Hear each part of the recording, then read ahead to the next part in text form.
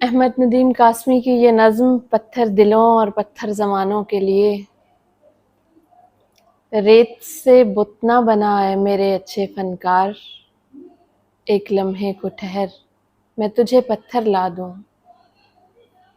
मैं तेरे सामने अंबार लगा दूं, लेकिन कौन से रंग का पत्थर तेरे काम आएगा।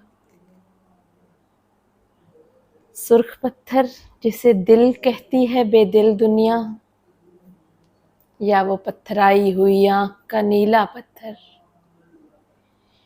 जिसमें सदियों के तहय्युर के पड़े हों डोरे।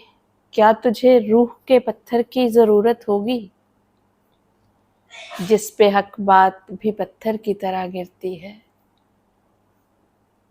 एक वो पत्थर है जो कहलाता है तहजीब सफेद, उसके मरमर में स्याह खून झलक जाता है।